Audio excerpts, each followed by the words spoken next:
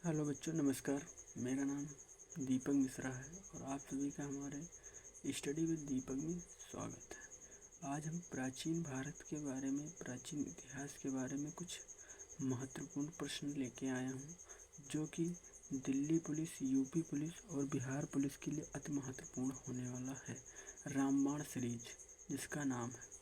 प्राचीन भारत का पहला क्वेश्चन जो है वो है, आर्य शब्द का शब्दार्थिक अर्थ क्या होता है। तो आर्य शब्द का जो शब्दार्थिक अर्थ होता है वो होता है श्रेष्ठ, श्रेष्ठ या कुलीन। क्या होता है? श्रेष्ठ या कुलीन होता है। ठीक, उसके बारे में फिर बाद में सिंधु सिंधु घाटी सभ्यता के समय लोग किसकी पूजा करते थे। तो सिंधु घाटी सभ्यता के लोग किसकी पूजा करते थे? तो पशुपति की पूजा करते थे। ठीक, उसके बाद में फिर हमारा जो क्वेश्चन है, क्वेश्चन नंबर 3 है, वो हमारा है कि वैदिक आर्यों का प्रमुख भोजन क्या था। वैदिक आर्यों का प्रमुख भोजन क्या था? तो वैदिक आर्यों का प्रमुख भोजन था चावल और दालें। भारत में जैन धर्म की स्थापना किसने की? तो भारत में जैन धर्म की स्थापना महावीर ने की थी। ठीक, उसके बाद में हमारा जो चौथा क्वेश्चन, पांचवा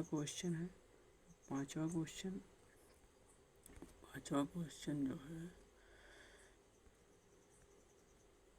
निम्नलिखित में से चिकित्सा के क्षेत्र में किसने काम किया है। तो निम्नलिखित चिकित्सा के क्षेत्र में किसने काम किया है? तो वो हो जाएगा हमारा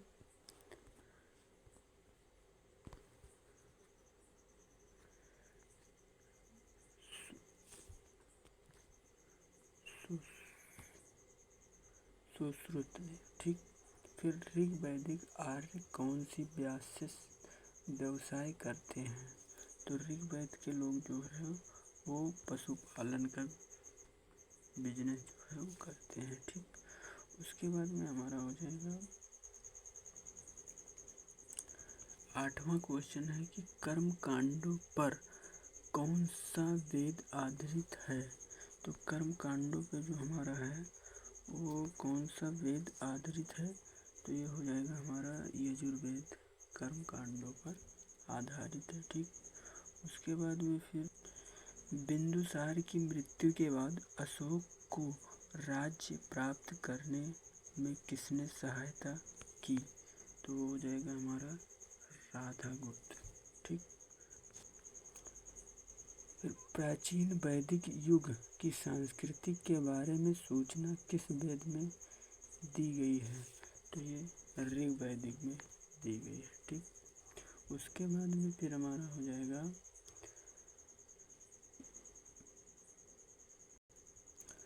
किस धर्म के आचरण सूत्र संबंधित हैं। तो जैन धर्म के जो आचरण है वो सूत्र संबंधित है। ठीक, किसे भारत का नेपोलियो कहा जाता है। तो जो नेपोलियो कहा जाता है वो समुद्रगुप्त को नेपोलियो कहा जाता है। ठीक, फिर उसके बाद में है कि चेर वंश की राजधानी किस स्थान पर थी। तो चेर वंश की जो राजधानी थी वो हमारा कहाँ पर थी? वंजी। ठीक, वंजी में हमारे चेर वंश की राजधानी थी। ठीक, उसके बाद में किसने जूनागढ़ के पत्थर के शिलालेख का निर्माण कराया था। तो किसने कराया था? ये हमारा हो जाएगा,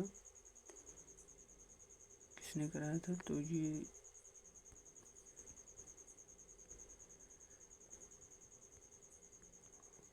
हमारा हो जाएगा रुद्र दामन ने कराया था। ठीक, उसके बाद में जो हमारा है राजा अशोक किस वंश का था। तो राजा जो अशोक था वो किस वंश का था? तो मौर्य वंश का था। ठीक, उसके बाद में फिर हमारा जो दूसरा क्वेश्चन है कि इनमें से किस फसल का ज्ञान वैदिक काल के समय लोगों को नहीं था। तो किस चीज़ का नहीं था? तंबाकू, गेहूं का था ही चावल का भी था, चावल का, गेहूँ, तंबाकू का ज्ञान नहीं था। ठीक, उसके बाद में फिर हमारा जो अगला क्वेश्चन है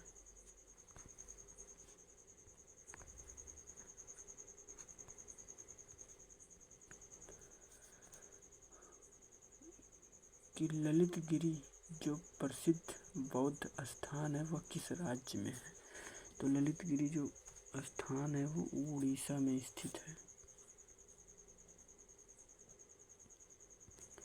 किस नदी को वैदिक काल में दृष्टिवती नदी कहा जाता है।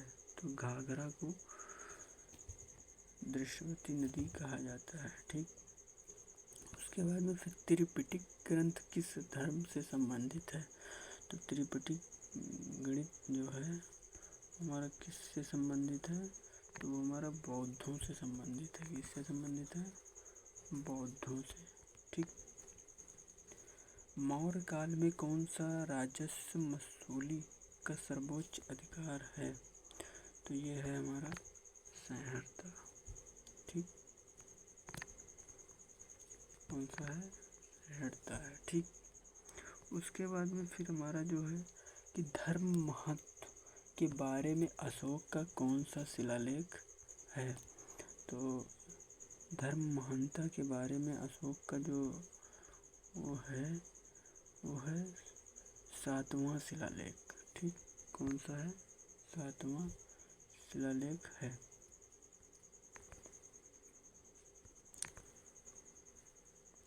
किस अभिलेख में कालिदास का नाम है।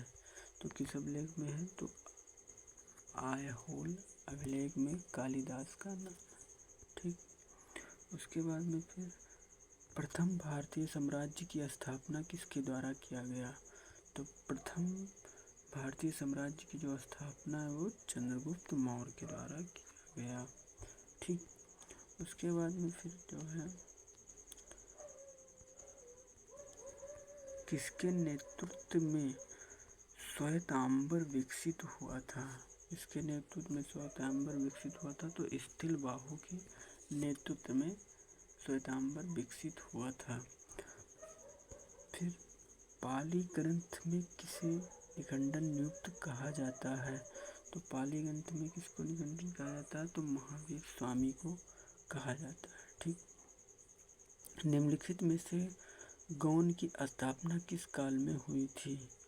तो गौण की स्थापना किस काल में हुई थी, तो वो हुई थी ऋग्वैदिक काल में। किस काल में हुई थी, तो ऋग्वैदिक काल में हुई थी। ठीक,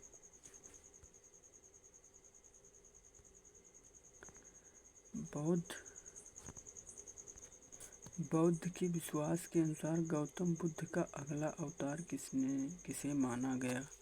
तो बौद्ध का जो अगला अवतार है वो कालकी का माना गया। ठीक,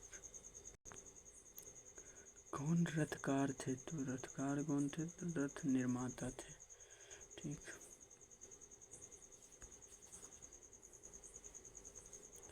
रामायण एवं महाभारत की रचना किस अवधि में हुई थी। तो रामायण और महाभारत की जो रचना हुई थी तो आर अवधि में हुई थी। किस शासन काल में तृतीय बौद्ध संगीत का आयोजन हुआ था। तो ये अशोक के समय में हुआ था। ठीक है, ये अशोक के समय में हुआ था।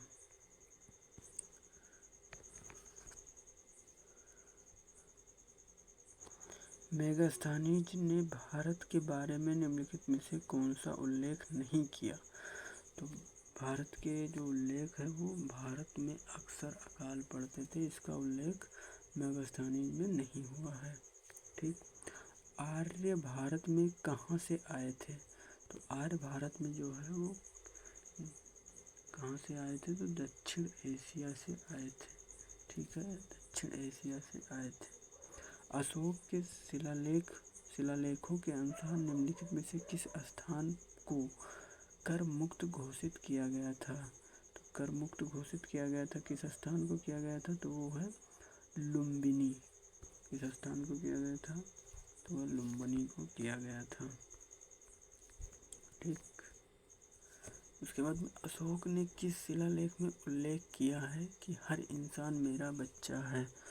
अशोक के इसमें किया गया था, तो वो मेजर राफ्ट एक्ट 5 में किया गया था। रेजर एक्ट 5 में किया गया था। ठीक। निम्नलिखित में से कौन सा स्तंभ शिलालेख में धूम महत्व के बारे में बात करता है? तो कौन सा लेख करता है?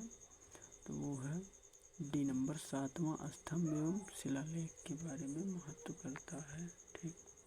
कौन सा शासक एक सच्चे जैन मुनि की तरह उपवास के दौरान शरीर त्याग देता है? तो वो है चंद्रगुप्त मौर्य त्याग देता था। ठीक है। समुद्रगुप्त का दरबारी कवि कौन था? समुद्रगुप्त का जो दरबारी कवि था वो था हरिसेन।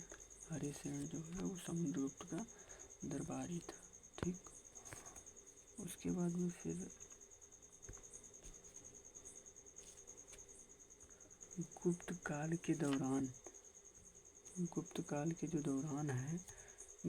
के दौरान जिले में भूमि लेन देन का रिकॉर्ड कौन रखता था? उस्तपाल ने रखता था। ठीक। उसके बाद में फिर निम्नलिखित में से वाक्टोटो की वास्तुगुल्मा शाखा के संस्थापक कौन था? तो सर्वसेन जो था वो संस्थापक था। ठीक।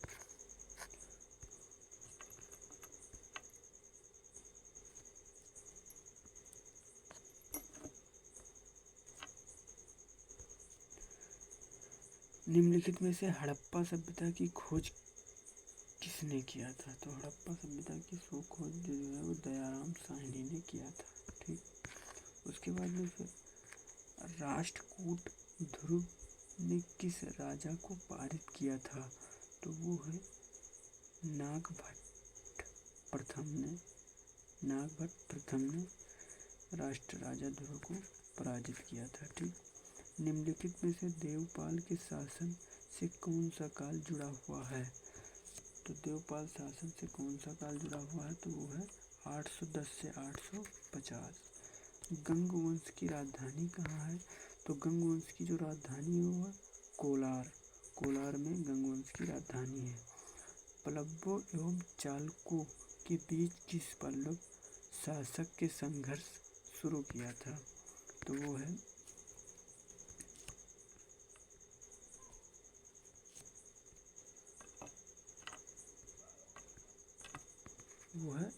महेंद्र वर्मन प्रथम। पल्लवों एवं चालुक्यों के बीच में पल्लव शासक ने संघर्ष किया था महेंद्र वर्मन प्रथम। ठीक। उसके बाद में फिर है